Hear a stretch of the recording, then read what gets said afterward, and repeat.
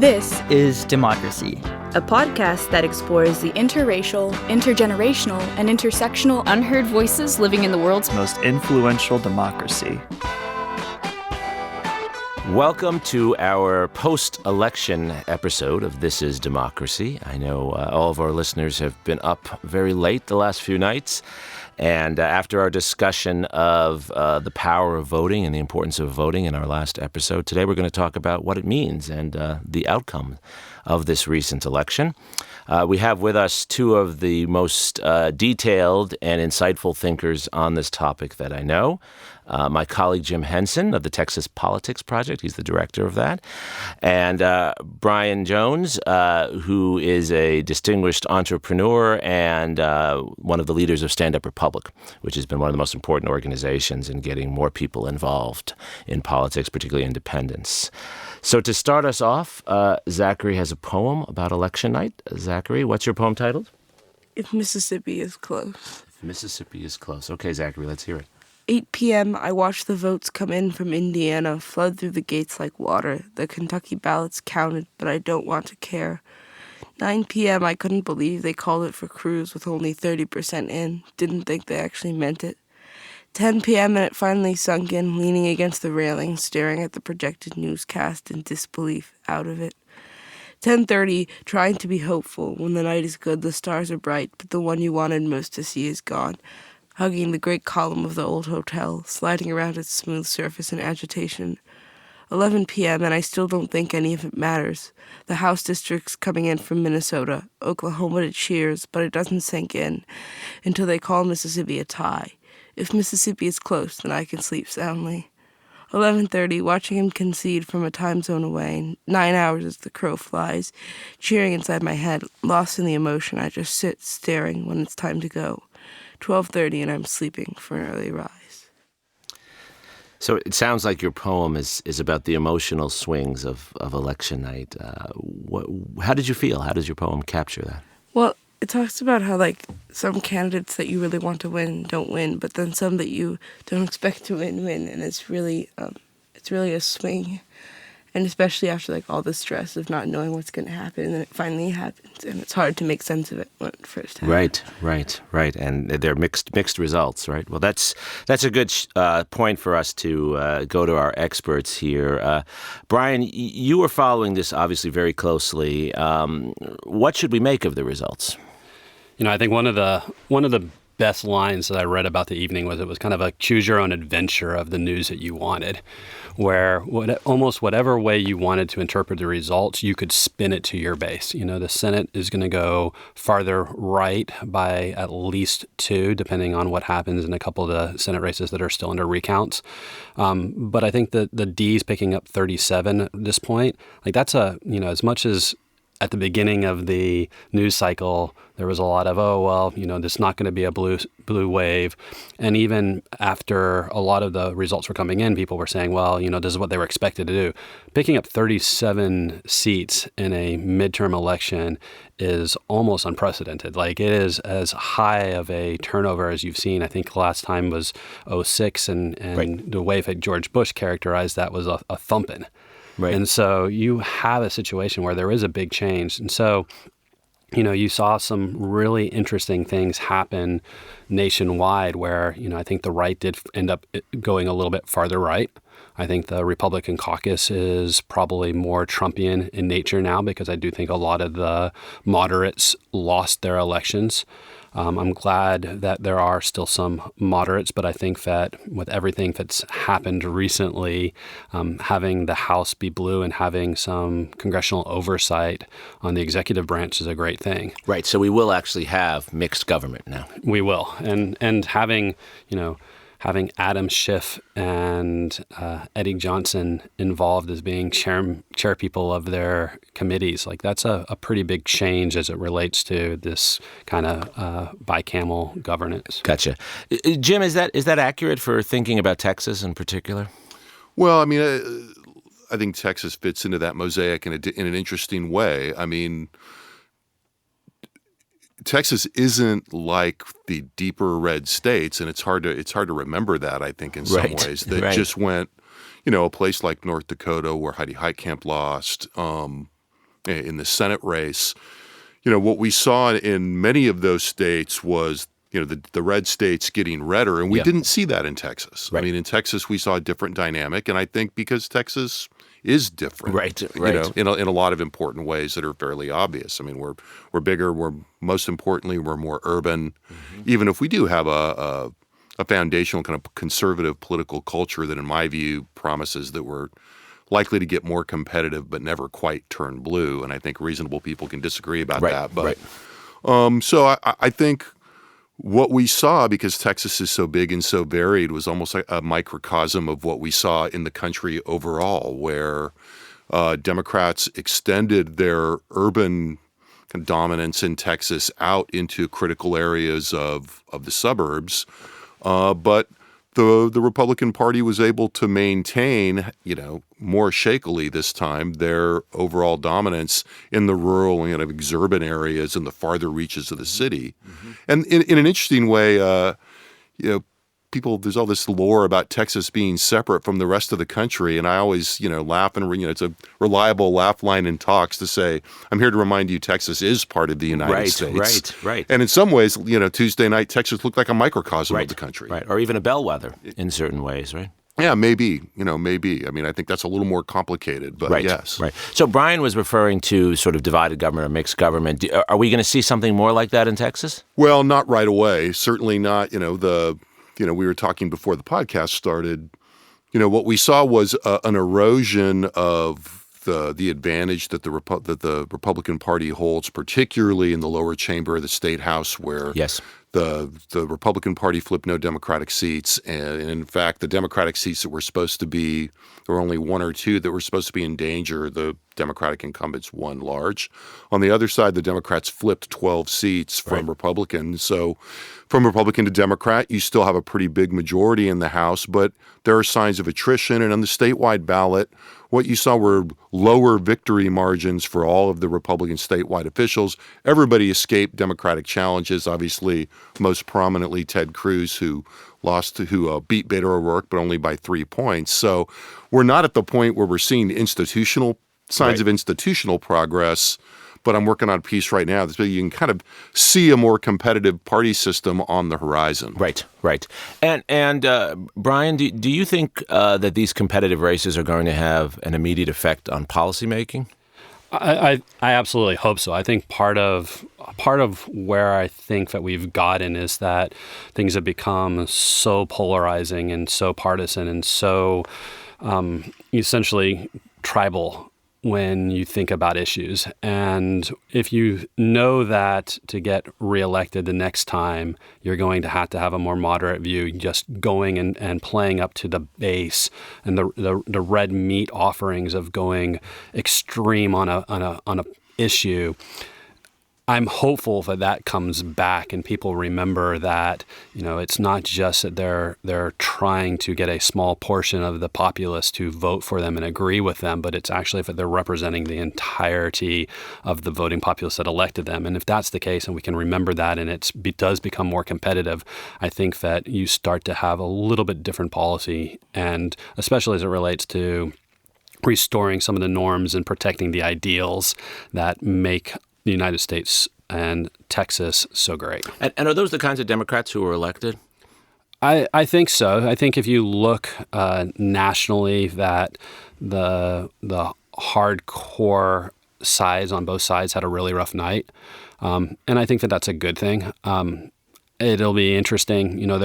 There's a couple of things from a national macro perspective that'll be really interesting to watch as well, that I don't think are making as much of an impact today as they will in 2-4 years. But, Michigan passed a overwhelming modification to voter rights. Mm-hmm. Florida passed a Prop 4 that restored disenfranchised felons to having the right to vote. Right, that's hundreds of thousands of voters. I think 1.3 million voters. Wow. And so, between those two things, I think that, there's some macro trends that are really interesting. And quite honestly, I hope that more states do what Michigan did and make it easier for people to vote. Listening to the last podcast about how difficult, and how important it is to vote, we really should be trying to make it where, and I think we had 114 million people nationwide vote. I think it was the highest percentage since 1970. I think Texas had 52.7, something like that, percent vote. Yeah, I think that's about right. So, people showed up for the first time in a big drove. But if we could make that where it was even easier to vote and get more people out there, I think that hopefully that continues to see the trend of moving people towards what we see as kind of these moderate individuals that are still passionate about their issues, but able to understand that there is nuance and not just a binary outcome. Right. Jim, do you agree? Do you see us moving in that direction? Well, I mean, I think progress is uneven. We were talking about the, I've been a professional wet blanket for the last couple of months, and I'm still. You mean last couple of years, Jim? Maybe having trouble shifting gears, but no, I mean, look, I think that the things that Bryan is talking about are important developments. They're moving in the right direction. I think there's still a bit of sorting out to do as we see how people behave and what is clearly going to continue to be a very partisan, geographically divided. I mean, tribal is the word we're hearing a lot now. I'm not, I kind of go in and out about using that. But I do think that there's a long conversation that's been going on and is gaining momentum about making it easier to vote, about revisiting some of our institutional practices like redistricting that, maybe have, gotten a little bit long in the tooth in terms of our set arrangements, and that there are ways of doing that. There are arguments for that, but I think it is still an argument as we're seeing in Georgia right now. Right. I mean, Absolutely. Georgia in some ways is the most rarefied example of just how hard that discussion can be, particularly in certain parts of the country and in certain partisan environments. Right.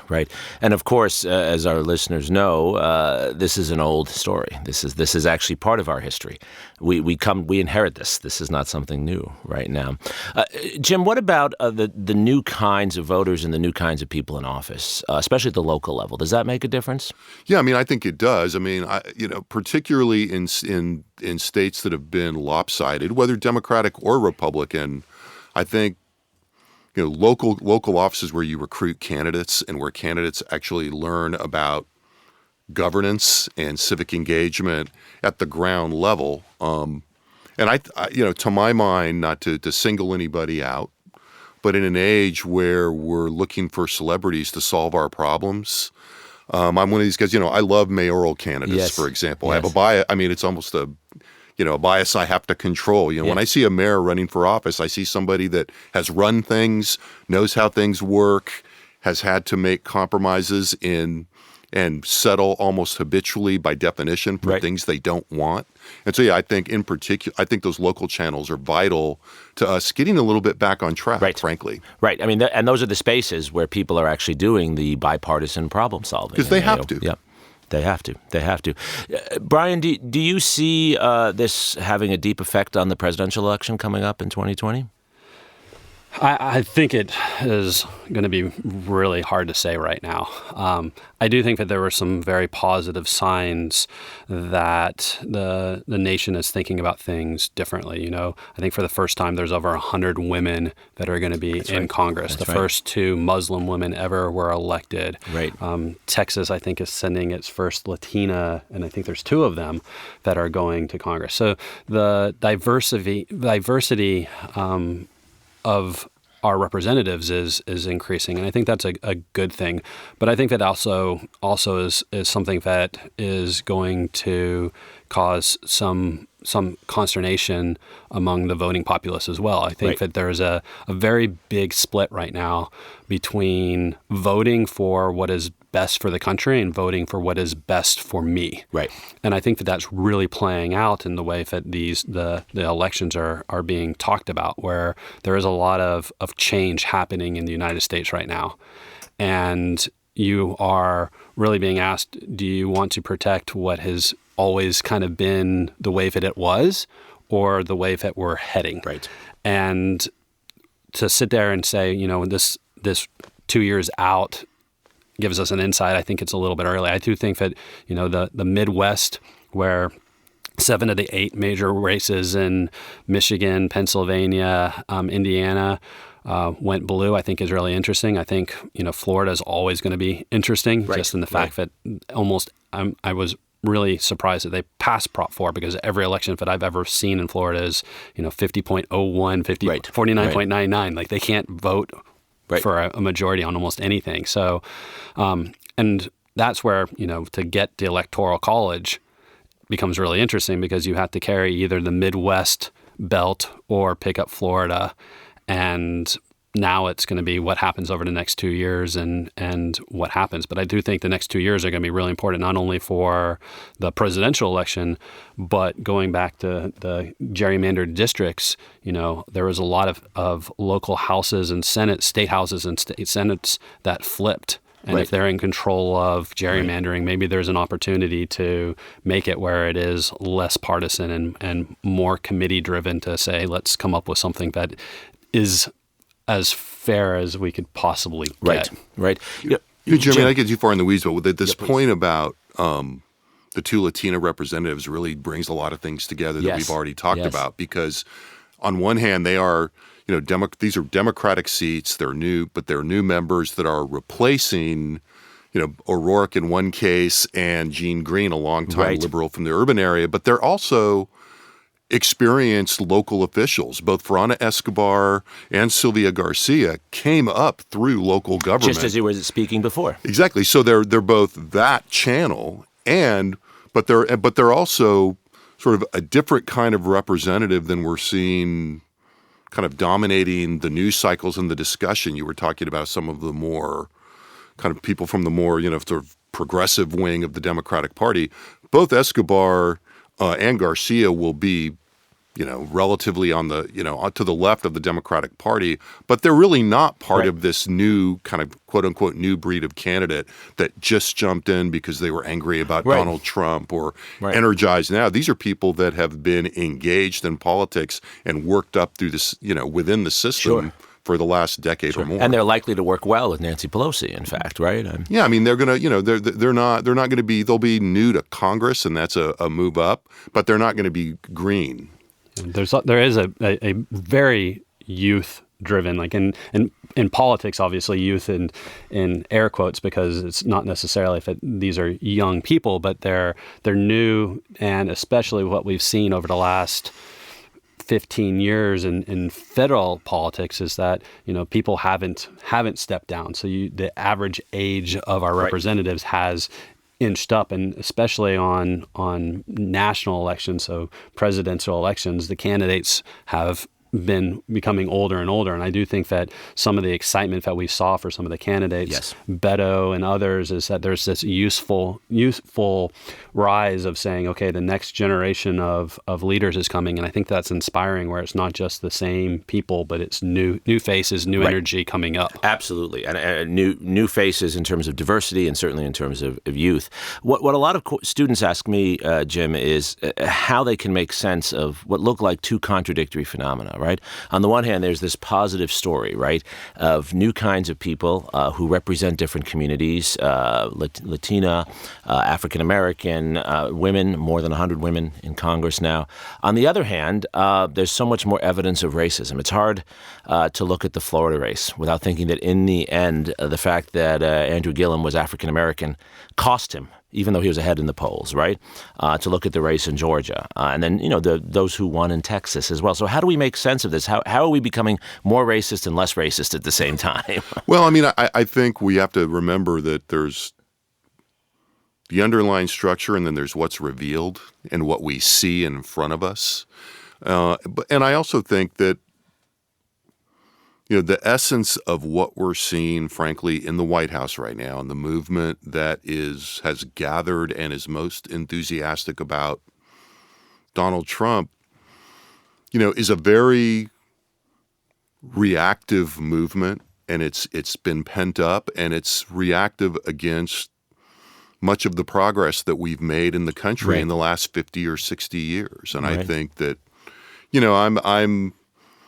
I'm very influenced and kind of persuaded by the political philosopher Corey Robbins' understanding of what is most continuous about the heart of most conservative of our politics, and that it is a reaction against political change and the challenge to hierarchies. Right. And I think we're in the middle of a pushback that was given voice and energized and not started by the current president. Right. And I think the president, this is one of those areas where, as much as Donald Trump in the White House is an active agent now that he's there, this is an area in which Donald Trump was not the cause of anything. Right. He was the effect. Right. And so I think that's when students ask me about that, that's what I say, is that, these are things that were unresolved issues, and it's an ongoing process to, whatever figure of speech you want to use, whether it's the perfectibility of the Constitution or the way that liberalism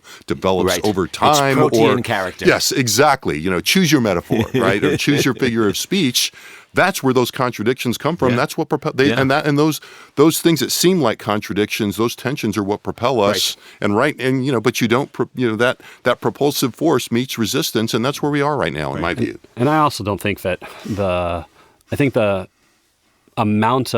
percentage of people that fall into that racist camp is actually relatively small. The problem that we have right now is that they have been empowered to become vocal. Right. And they are taking advantage of that. And I think Gillum had a great line where I'm not saying that you're racist, I'm saying the racist believe that you are. Right.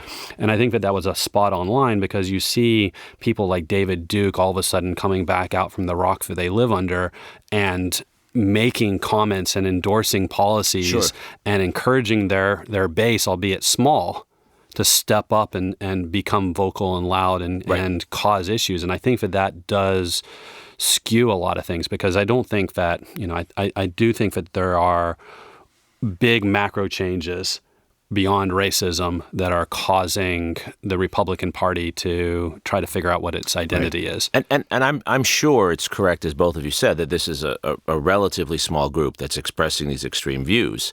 But I think the concern many have, right, is that our political structure has disproportionately empowered that. And so that's really the question I wanted us to close on, because I think it's the big question, right? Did the results in this election give us reason to believe that our political structure is adjusting to empower other voices rather than these minority voices that have seemed to hijack our politics for the last few years? Or should we expect ourselves to be still stuck in this space? And how should we think about that? Yes. Look, I'm on a small email list with a group of, aging white liberals who have played poker together for 20 years. And one of the more dour among us Wednesday morning was really down. He was just saying, Really? I see that that there's been some change, but I still feel like I'm poised over the abyss. Right. Yeah. And what I basically said was, the best I think I can tell you is that you are still poised over the abyss, but yesterday we gained a guardrail. Yes. It's a little less likely that, you're either going to be tempted to just leap or that you're going to accidentally fall. Yeah. That's the way to kind of think about these results. And so I think, institutions, you're a historian, tend to adjust more often than not slowly. Absolutely. With a lag. Absolutely. And I think, I would be much more worried had things shifted in such a way, or our projections had been so off, right, that somehow the Democrats didn't take hold of the Congress or of the House of Representatives. And I say that not because, I think the Democrats are going to save democracy, but because I think that institutional foothold is really critical at this time. Absolutely. And I don't expect it to be miraculous, but I do expect it to blunt some of the things, some of the more negative things that we've been talking about. Right. That makes sense, Bryan. One of the board members of Stand Up Ideas, our sister organization, is Yasha Monk. And Yasha has become an expert on authoritarian governments. Right. And his comment was that, it's not the first election, it's the response. It's the second election. Do you fall further into authoritarian government, or do you repudiate it in some extent? And I think, nationally being a +7, +8 for the Ds, the exit polls being that 55% of the populace is not happy with either direction or with President Trump, I think shows that the institutions to some extent are reacting to an authoritarian government, and saying that it's time for change, and wanting that check in the checks and balances to be there. I think that there's going to be, I don't think that this is something that, again, is going to be resolved immediately. I do think that there's going to be a lot of fights that go forward. Even yesterday with the firing of Sessions, the revoking of a CNN reporter's White House access. You've already seen within 24 hours 2 major, almost constitutional crises. So I think it'll be interesting. And I think that there are going to be some things that, as we continue to look at the evolution of our democracy, how things play out. I do think that the way that the primaries are set up is that we end up with very polarizing individuals. Sure. I think on the last podcast, one of the comments was that they felt like they were choosing between the lesser of two evils, or that they had and I think that that's an outcome of the way that we are designed right now. And some of the changes that California and New Hampshire and Michigan are looking at to have,